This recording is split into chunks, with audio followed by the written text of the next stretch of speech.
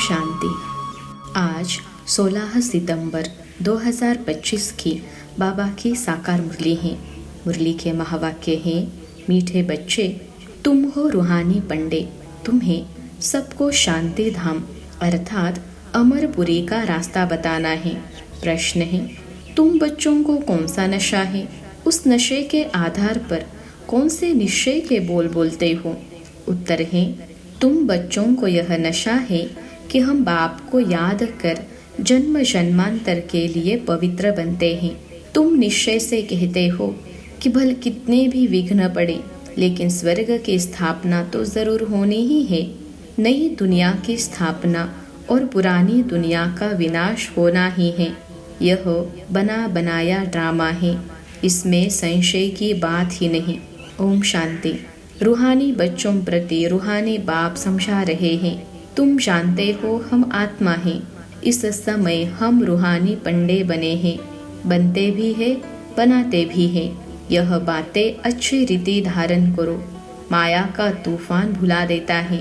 रोज सुबह शाम यह विचार करना चाहिए, यह अमूल्य रत्न अमूल्य जीवन के लिए रूहानी बाप से मिलते हैं। तो रूहानी बाप समझाते हैं, बच्चों तुम अभी रूहानी पंडे व गाइड्स हो, मुक्ति धाम का रास्ता बताने लिए।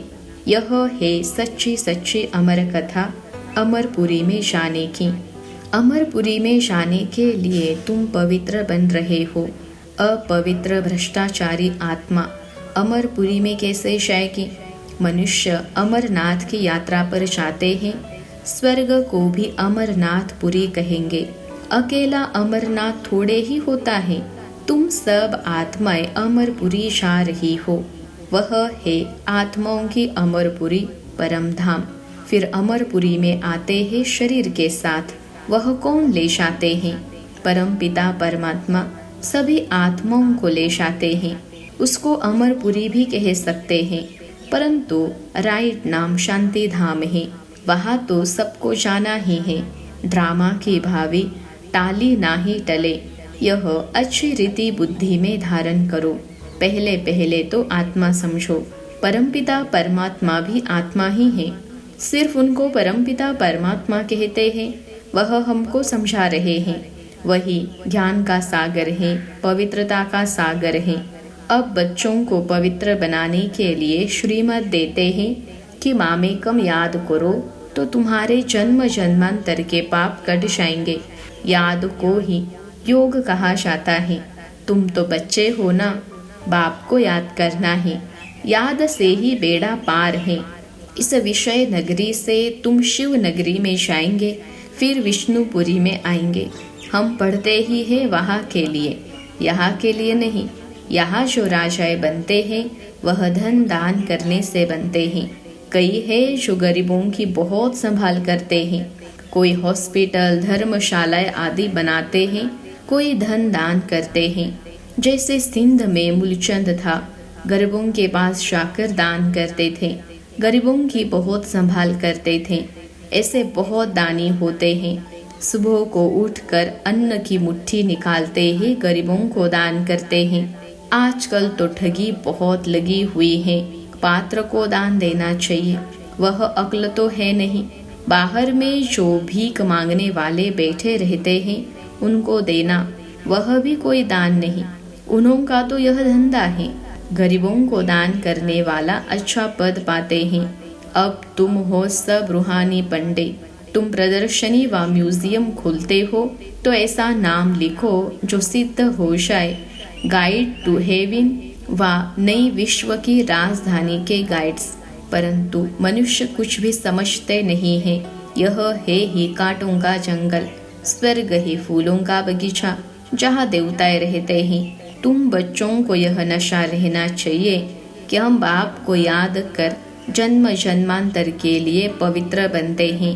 तुम जानते हो भल कितने भी विघ्न पड़े, स्वर्ग की स्थापना तो जरूर होनी है। नई दुनिया की स्थापना और पुरानी दुनिया का विनाश होना ही है। यह बना बनाया ड्रामा है, इसमें संशय की बात ही नहीं।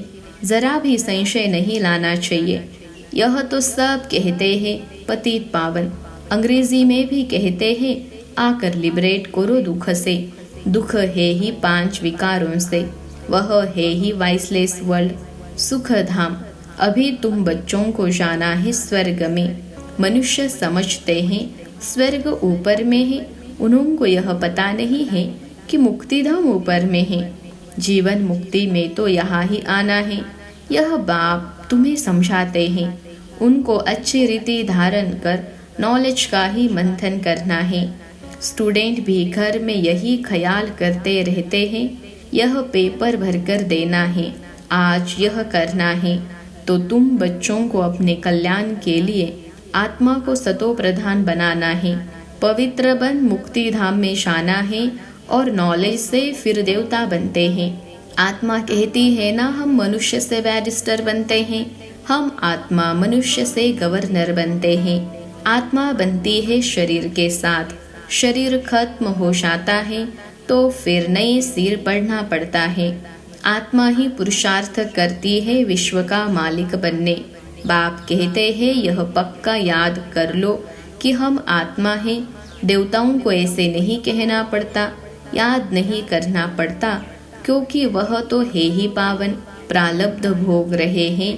पति थोड़े ही हैं जो बाप को याद करें। तुम आत्मा पतित हो, इसलिए बाप को याद करना है, उनको तो याद करने की दरकार नहीं। यह ड्रामा है ना, एक भी दिन एक समान नहीं होता, यह ड्रामा चलता रहता है। सारे दिन का पार्ट सेकेंड बाय सेकेंड बदलता रहता है, शूट होता रहता है। तो बाप बच्चों को समझाते हैं कोई भी बात में हार्ट फेल मत हो, यह ज्ञान की बातें हैं।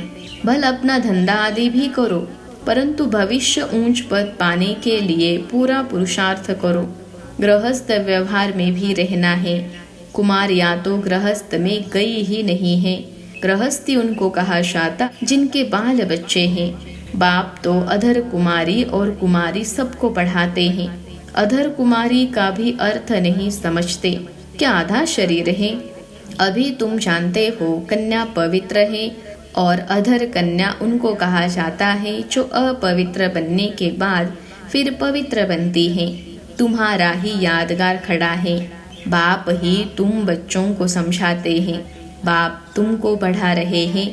तुम जानते हो हम आत्माएं मूल वतन को भी जानते हैं, फिर सूर्यवंशी चंद्रवंशी कैसे राज्य करते हैं, क्षत्रिय पनी की निशानी बांध क्यों दिया है वह भी तुम जानते हो। लड़ाई आदि की तो बात है नहीं, न असुरों की बात है, न चोरी की बात सिद्ध होती है। ऐसा तो कोई रावण होता नहीं जो सीता को ले जाए।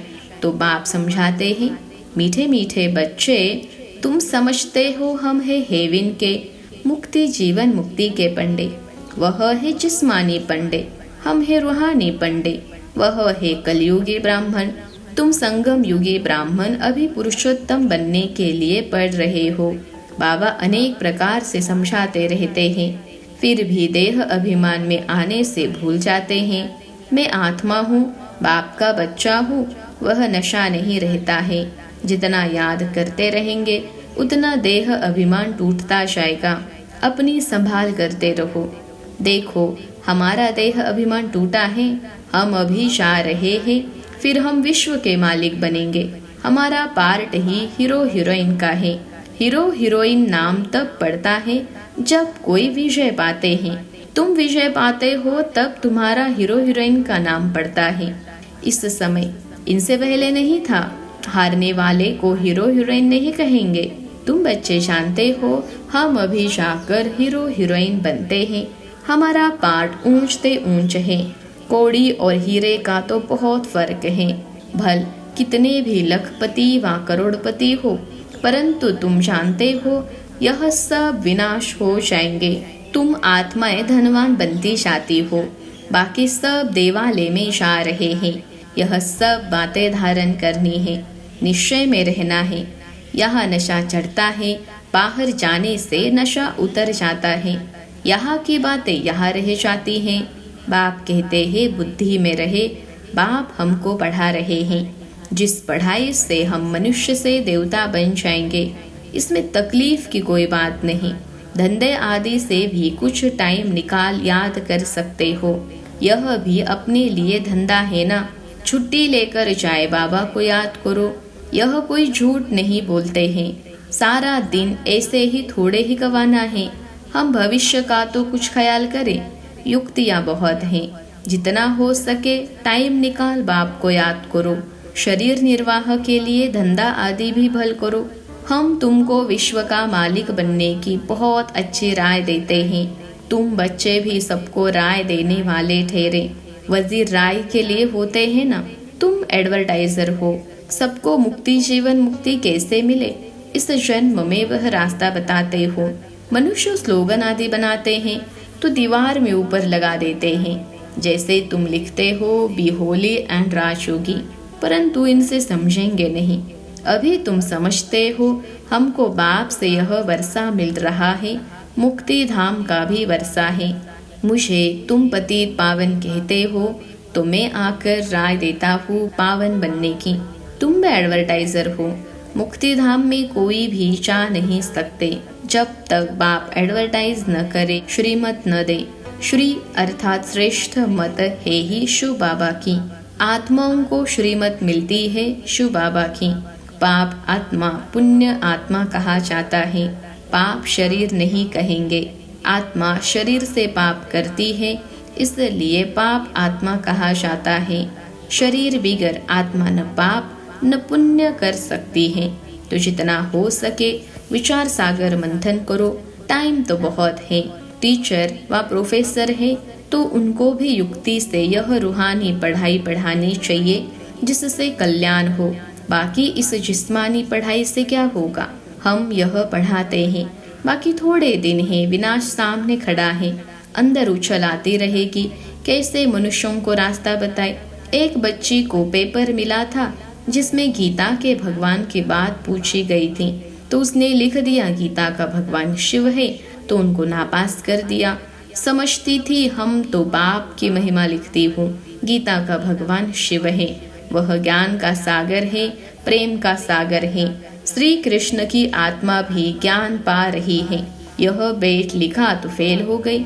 माँ बाप को कहा हम यह नहीं पढ़ेगी, अभी इस रूहानी पढ़ाई में लग जाऊंगी। बच्चे भी बड़ी फर्स्ट क्लास हैं। पहले ही कहती थी हम ऐसा लिखूंगी नापास हो जाऊंगी, परंतु सच तो लिखना है ना। आगे चलकर समझेंगे। बरोबर इस बच्ची ने जो लिखा था, जब प्रभाव निकलेगा व प्रदर्शनी अथवा म्यूजियम में उनको बुलाएंगे तो पता चलेगा और बुद्धि में आएगा यह तो राइट है। ढेर के ढेर मनुष्य आते हैं तो विचार करना है। ऐसा करे जो मनुष्य झट समझ जाए कि यह कोई नई बात है। कोई न कोई जरूर समझेंगे जो यहाँ के होंगे। तुम सबको रूहानी रास्ता बताते हो। बेचारे कितने दुखी हैं, हम उनके दुख कैसे दूर करें। खिटपीट तो बहुत है ना। एक दो के दुश्मन बनते हैं तो कैसे खलास कर देते हैं। अब बाप बच्चों को अच्छी रीति समझाते रहते हैं। माताएं तो बेचारी अबोध होती हैं, कहती है हम पढ़ी लिखी नहीं हैं। बाप कहते हैं नहीं पढ़े तो अच्छा है। वेद शास्त्र जो कुछ पढ़े हैं वह सब यहाँ भूल जाना है। अभी मैं जो सुनाता हूँ वह सुनो, समझाना चाहिए।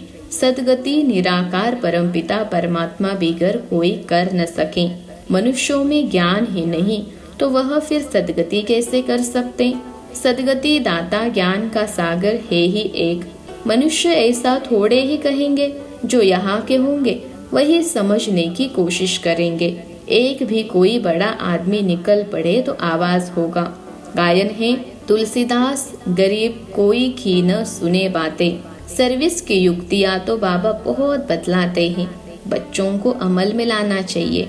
अच्छा मीठे मीठे सिखलते बच्चों प्रति माता पिता बाप दादा का याद प्यार और गुड मॉर्निंग। रूहानी बाप की रूहानी बच्चों को नमस्ते। हम रूहानी बच्चों की सिखलते रूहानी माता पिता बाप दादा को याद प्यार गुड मॉर्निंग और नमस्ते बाबा नमस्ते। धारणा के लिए मुख्य सार पहली पॉइंट है धंधा आदि करते भविष्य ऊंच पद पाने के लिए याद में रहने का पूरा पूरा पुरुषार्थ करना है। यह ड्रामा सेकेंड बाय सेकेंड बदलता रहता है। इसलिए कभी कोई सीन देखकर हार्ट फेल नहीं होना है। दूसरी पॉइंट है, यह रूहानी पढ़ाई पढ़कर दूसरों को पढ़ानी है, सबका कल्याण करना है। अंदर यही उछल आती रहे कि हम कैसे सबको पावन बनने की एडवर्टाइज दे, घर का रास्ता बताए। आज का वरदान है, सर्व संबंधों के सहयोग की अनुभूति द्वारा निरंतर योगी सहज योगी भव। सर्व संबंधों के सहयोग की अनुभूति द्वारा निरंतर योगी सहज योगी भव। विश्लेषण है, हर समय बाप के भिन्न भिन्न संबंधों का सहयोग लेना अर्थात अनुभव करना ही सहज योग है। बाप कैसे भी समय पर संबंध निभाने के लिए बंधे हुए हैं। सारे कल्प में अभी ही सर्व अनुभवों की खान प्राप्त होती है, इसलिए सदा सर्व संबंधों का सहयोग लो और निरंतर योगी सहज योगी बनो, क्योंकि जो सर्व संबंधों की अनुभूति व प्राप्ति में मग्न रहता है वह पुरानी दुनिया के वातावरण से सहज ही उपराम हो जाता है।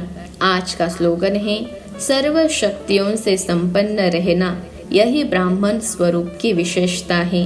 सर्व शक्तियों से संपन्न रहना यही ब्राह्मण स्वरूप की विशेषता है। अव्यक्त इशारे, अब लगन की अग्नि को प्रज्वलित कर योग को ज्वाला रूप बनाओ। तपस्वी मूर्त का अर्थ है तपस्या द्वारा शांति के शक्ति की किरणें चारों ओर फैलाती हुई अनुभव में आए।